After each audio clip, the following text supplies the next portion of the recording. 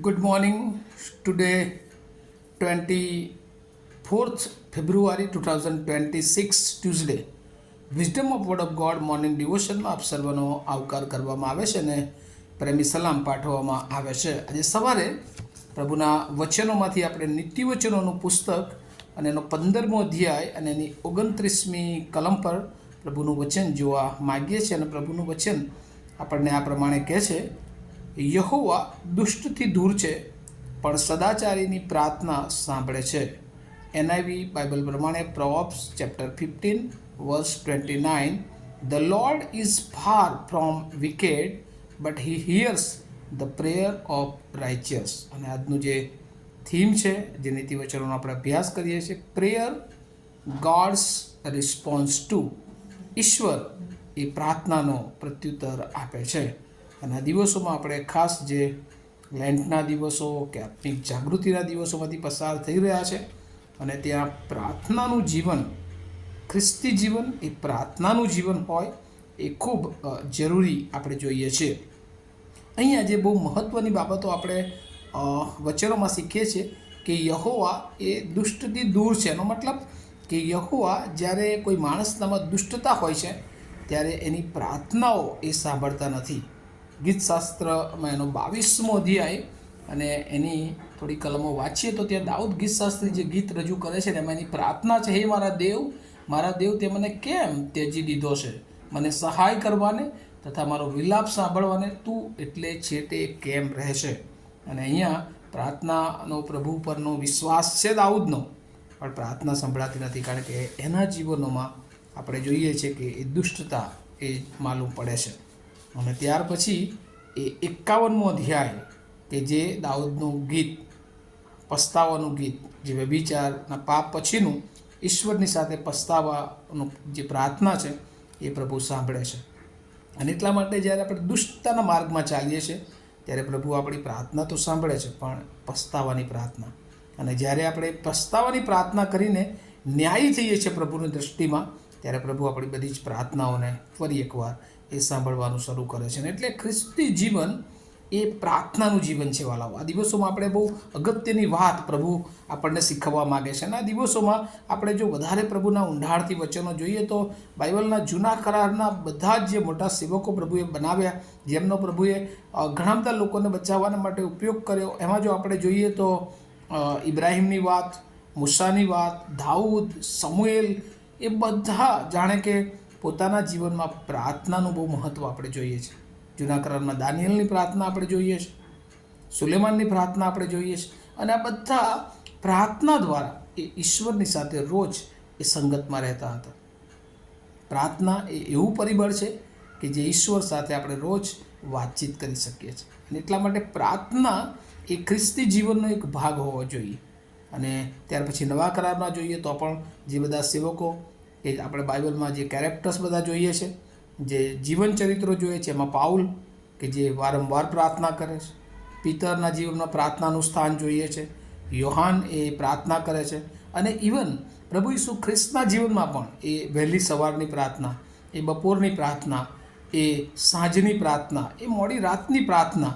અને એટલે પ્રાર્થનાનું જીવન એ ખ્રિસ્તી જીવન એ બહુ અગત્યનું છે, કારણ કે પ્રાર્થના દ્વારા ઈશ્વર એ એની ઈચ્છા આપણને રજૂ કરે છે. અને એટલા માટે અહીંયા લખવામાં આવ્યું છે, યહોવા દુષ્ટથી દૂર છે. એનો મતલબ કે જ્યારે આપણે દુષ્ટતામાં હોઈએ છીએ ત્યારે આપણી પ્રાર્થનાઓ સંભળાતી નથી, પણ કારણ કે ઈશ્વર એનો મહિમા એ બીજાઓને વહેંચતો નથી. કારણ કે ઘણી બધી વાર એવું કહેવાય છે ને કે 2 નાવમાં પગ મૂકીને કોઈ એક માણસ કિનારા પર જઈ શકતો નથી. ને એમ 2 વિશ્વાસમાં ચાલવાથી આપણે પ્રભુને રાજી રાખી શકતા નથી. અને એટલા માટે આપણે જે ઈશ્વર આપણને બચાવ્યા છે, આપણા માના ઉદરમાંથી એ આપણને ઓળખે છે, એણે આપણને બચાવ્યા છે, અને એ ઈશ્વર એવું ઈચ્છે છે કે રોજ આપણે એને માન આપીએ, રોજ એના સંબંધમાં રહીએ, રોજ પ્રાર્થનાવાદી જીવન જીવીએ. અને એ પ્રાર્થનાનું જીવન એ ઈશ્વર આપણી પાસે અપેક્ષા રાખે છે. અને એટલા માટે રોજ જો આપણા જીવનમાં પ્રાર્થનાને વધારે મહત્ત્વ આપીએ છીએ તો પ્રભુ એના આત્માથી આપણને ભરપૂર કરે છે. અને આપણા જીવનને માટે બધી જ પ્રભુની ઈચ્છાઓ અને યોજનાઓ એ પ્રભુ પરિપૂર્ણ કરે છે. કારણ કે અહીંયા લખ્યું છે એ પ્રમાણે the Lord is far from wicked. જો આપણામાં કોઈ દુષ્ટ બાબત છે તો પ્રભુ આપણાથી દૂર રહેશે. But he hears the prayer of righteous. પણ જ્યારે આપણે પસ્તાવો કરીએ છીએ, પસ્તાવાની પ્રાર્થના કરીએ છીએ, આપણે ન્યાયી, આપણે સદાચારનું જીવન જીવવાનું શરૂ કરીએ છીએ, આપણું જીવન પ્રભુને સોંપી દઈએ છીએ, ત્યારે પ્રભુ આપણા જીવનનો એ આધાર બની જાય છે. અને વાલાઓ, આજે સવારે પ્રભુ આપણને ખાસ રીતે આ આત્મિક જાગૃતિના દિવસોમાં આપણા જીવનોમાં જો આપણને એવું લાગે છે કે કોઈક રીતે આપણા જીવનમાં કોઈક એવી બાબત છે, કોઈક એવું પાપ છે, એ વ્યભિચારનું પાપ હોય, એ નિંદાનું પાપ હોય, કે પછી એ ચોરીનું પાપ હોય, કે પછી એ વ્યસનોનું પાપ હોય, ગમે તે પાપ જે આપણને ઈશ્વર ના પાડે છે અને આપણે જો એ કરી રહ્યા છીએ, તો આજે સવારે પ્રભુ આપણને ખાસ શિક્ષણ આપે છે, ખાસ સૂચન આપે છે. નમ્રપણે પ્રભુનું વચન આપણને કહે છે કે આપણે પ્રભુની આગળ પસ્તાવો કરીએ અને આપણું જીવન પ્રભુને હાથમાં મૂકીએ, અને જેથી કરીને આપણી પ્રાર્થનાઓ જે આપણે ઈચ્છીએ છીએ એ પ્રમાણે પ્રભુ સાંભળે.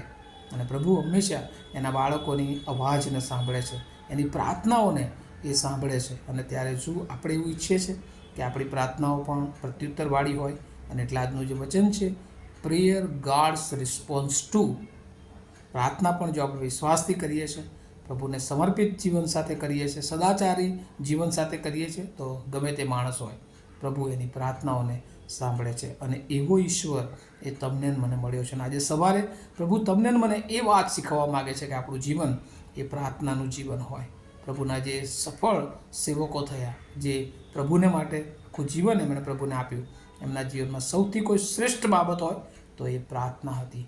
અને આ દિવસોમાં આપણા માટે પ્રભુએ દુઃખો સહન કર્યા, આપણા માટે પ્રભુએ વધસ્તંભનો માર્ગ પસંદ કર્યો. એ ઈશ્વરને જો આપણે મેળવવા માગીએ છીએ, તો આપણે રોજ આપણી પ્રાર્થનામાં પ્રભુની પાસે જઈએ અને પ્રાર્થના દ્વારા સામર્થ્ય મેળવીએ, પ્રાર્થના દ્વારા પાવર મેળવીએ, અને આપણા જીવનો, આપણા કુટુંબ, આપણી મંડળીને માટે આપણે પ્રભુનું ઉપયોગી પાત્ર બની જઈએ. આ વચનો સમજવાને માટે પ્રભુ એની બહુ જ કૃપા આપણને સર્વને આપે. આવો આપણે પ્રાર્થના કરીએ.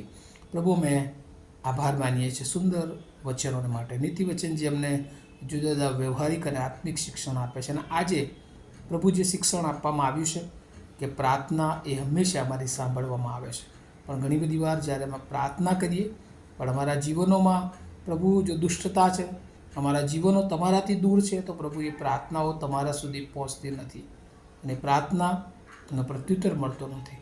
પણ પ્રભુ, જ્યારે અમે પસ્તાવા સાથે તમારી પાસે આવીએ છીએ, ત્યારે અમારી પ્રાર્થનાનો તમે અંગીકાર કરો છો. ત્યારે પ્રભુ, આજે સવારે જે વાલાઓ મારા સાંભળી રહ્યા છે, એ દરેકને હૃદયથી પસ્તાવા સાથે પ્રભુ તમારી સાથેના સંબંધમાં ફરી એકવાર રિન્યૂ થવા માટે કૃપા આપો. અને પ્રભુ, અમારી પ્રાર્થનાઓ સાંભળવામાં આવે. પ્રભુ, અમે બધા અમારા જીવનો તમારા હાથોમાં જ મૂકી દઈએ છીએ.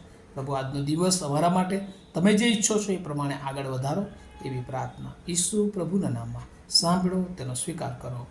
આમીન. Have a nice day to all of you. Thank you.